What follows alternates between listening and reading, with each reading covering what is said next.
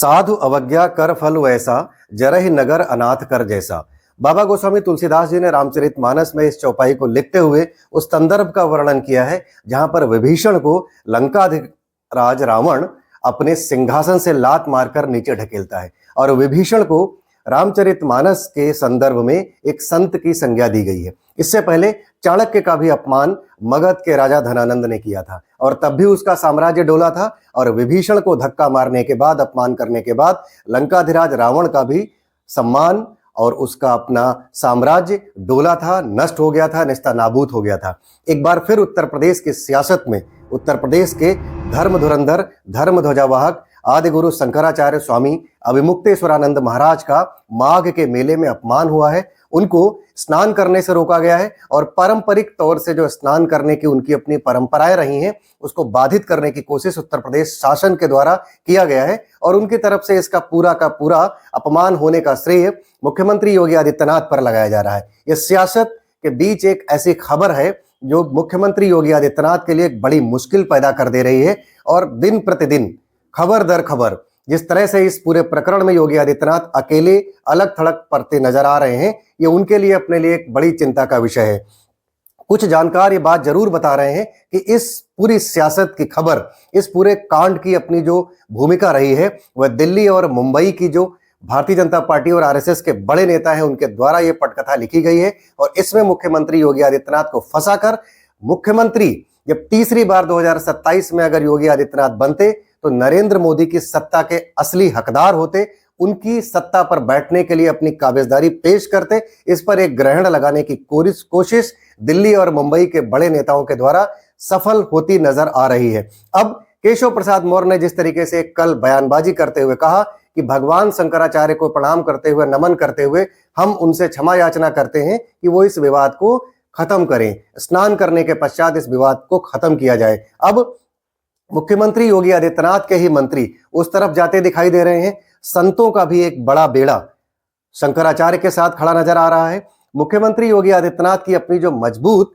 दावेदारी राजनीति में रही है वह भी धर्म के आड़ में ही रही है कि वह सनातन के ध्वजवाहक हैं, हिंदुत्व के पुरोधा हैं और इसी बेसिस पर उनको 2017 में पहली बार मुख्यमंत्री बनने का अवसर मिला था और भारतीय जनता पार्टी के केंद्रीय नेतृत्व और सांगठनिक नेतृत्व की यह मजबूरी बन चुकी थी कि वो मुख्यमंत्री योगी आदित्यनाथ को बनाए और उत्तर प्रदेश की शासन सत्ता की बागडोर सौंपे। लेकिन एक बार फिर योगी आदित्यनाथ इस पूरे प्रकरण में विधानसभा चुनाव से ठीक एक साल पहले फंसते नजर आ रहे हैं। सवाल तमाम सारे खड़े होते हैं कि क्या आदिगुरु शंकराचार्य को इस बात की सजा मिली है कि वो लगातार मुख्यमंत्री योगी आदित्यनाथ और प्रधानमंत्री नरेंद्र मोदी पर सवाल कसते नजर आ रहे हैं। तो क्या इस पूरी घटना में मुख्यमंत्री योगी आदित्यनाथ के साथ नरेंद्र मोदी भी खड़े नजर आ रहे हैं? जिस तरह से उन्होंने बाबर और औरंगजेब की संज्ञा मुख्यमंत्री योगी आदित्यनाथ और प्रधानमंत्री मोदी को दे डाली है, खास करके विकास के नाम पर जिस तरीके से पुरानी पद्धतियों के मंदिरों को तोड़ा गया है, भारतीय संस्कृति को ध्वस्त करते हुए एक नए विकास की परिभाषा गढ़ी गई है भाजपा की सरकारों द्वारा। बनारस के मुद्दे पर शंकराचार्य बहुत नाराज नजर आते हैं कि बनारस की जो गलियां थी वही बनारस के असली संस्कृति और अस्तित्व की पहचान थी। उनको मिटाकर एक नए बनारस को जन्म देते हुए बनारस की सभ्यता पर करारा प्रहार किया गया है। उन्होंने कहा कि ऐसे विकास को तो हम बिल्कुल भी पसंद नहीं करते और जितनी मूर्तियां योगी और मोदी ने तोड़ी है शायद बाबर और हुमायूं ने भी न तोड़ी होंगी। इतना कहते हुए एक बड़ा आरोप जब योगी और मोदी पर लगता है, जिन्होंने राम मंदिर के निर्माण में भी योगी और मोदी की भूमिका पर सवाल खड़े कर दिए। हालांकि शंकराचार्य देश के हर मुद्दे पर मुखर होकर बोलने से मजबूर रहे हैं। उन्होंने 2013 में अखिलेश यादव पर भी बड़े बड़े आरोप लगाए, मनुस्मृति के मामले पर राहुल गांधी पर भी उन्होंने बड़े बड़े आरोप लगाए और राहुल गांधी को हिंदू मानने से भी खारिज करते हैं। उनको यह बात भी मानने से गंवारा नहीं है कि राहुल गांधी गांधी हैं या फिर हिंदू हैं, उनको वो मुस्लिम होने की संज्ञा में भी शामिल करते हैं। क्योंकि मनुस्मृति ही असली सनातन की पुस्तक है जिसके नाम पर हिंदुत्व की किताब चलती है, हिंदुत्व के धर्म का प्रचार होता है। जो उसको नहीं मानेगा वो हिंदू नहीं है। तो कुल मिलाकर ऐसे तमाम मुद्दे भारतीय जनता पार्टी की वो बड़ी मजबूती जिसके नाम पर वो राजनीति करती है कि वह हिंदुत्व की सरकार है, सनातन की सरकार है और उस सरकार में भी अगर शंकराचार्य का इतना बड़ा अपमान होता है, जिस तरीके से आप सब ने विजुअल्स देखे कि बटुक वेद पाठी ब्राह्मणों को चोटी पकड़ पकड़ कर घसीटा गया और उत्तर प्रदेश पुलिस ने उनको मारा पीटा घसीटा। आदि गुरु शंकराचार्य कहते हैं कि यह अपमान शंकराचार्य की चारों पीठों का है, चारों वेदों का है और 12 ज्योतिर्लिंगों का है। शंकर परंपरा के अंतर्गत 12 ज्योतिर्लिंग और 4 शंकराचार्य की पीठों का जिस तरीके से समन्वय है, जुड़ाव है, यह माना जाता है कि इन 4 पीठों और 12 ज्योतिर्लिंग और 4 वेदों के साथ ही आप सनातन और हिंदुत्व की ध्वजा को फहरा सकते हैं, उसको स्थापित कर सकते हैं। जब आप उस पर प्रहार करते हैं या उसके किसी पुरोधा का अपमान करते हैं और उसको माघी मेले के दौरान, मौनी अमावस्या के दौरान स्नान नहीं करने देते हैं लॉ एंड ऑर्डर के नाम पर, आपके पुलिस वाले जिस तरीके से बटुक वेद पाठी ब्राह्मणों को घसीट कर मारते हैं, आप आम जनमानस के हितों को ध्यान में रखते हुए ये कहते हैं कि अगर आप स्नान करने जाएंगे तो वहां पर अव्यवस्थाएं फैलेंगी। अगर आप ऐसे संत महात्मा को स्नान नहीं करने देते हैं, निश्चित रूप से आप अपने लिए एक बड़ी राजनीतिक सामाजिक मुश्किल खड़ी कर रहे हैं। पूरे देश से लोग आदिगुरु शंकराचार्य के समर्थन में आए हैं, मीडिया से लेकर टीवी मीडिया तक। ये खबर उत्तर प्रदेश के मुख्यमंत्री योगी आदित्यनाथ को डिफेम करने में कामयाब होती हुई नजर आ रही है। पूरे देश में जिस तरीके से मुख्यमंत्री योगी आदित्यनाथ का परचम राजनीतिक एक सफल मुख्यमंत्री के तौर पर, सुशासन और लॉ एंड ऑर्डर को मेंटेन करने वाले मुख्यमंत्री के तौर पर प्रसारित हो रही थी, उसमें एक बड़ा धक्का नजर आ रहा है।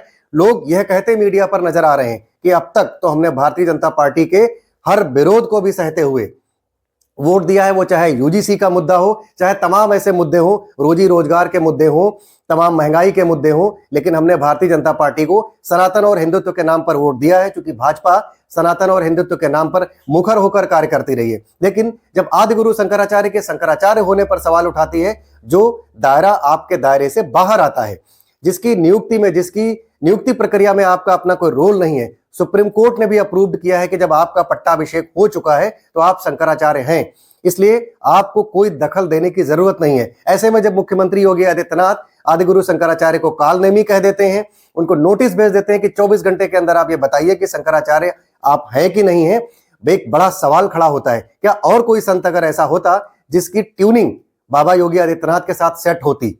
मैं नाम लेकर कह रहा हूं कि सतुआ बाबा जैसे लोग जो पोर्स गाड़ी से चलते हैं, मर्सिडीज डिफेंडर और ऑडी से चलकर उस मेले तक जाते हैं और पूरे लाव लश्कर के साथ अपने 1500 समर्थकों के साथ करीब 7 से 8 मीटर चौड़े रास्ते पर तांडव करते हुए माघी मेले में मौनी अमावस्या के उसी समय पर स्नान करते हैं, क्या उनको आपने रोका? क्या उनके जाने से आपके कोई लॉ एंड ऑर्डर में कोई समस्या नहीं आ रही थी? वही पुलिसकर्मी उनको स्नान करने ले जाते हैं और जगत गुरु शंकराचार्य को स्नान करने से रोकते हैं।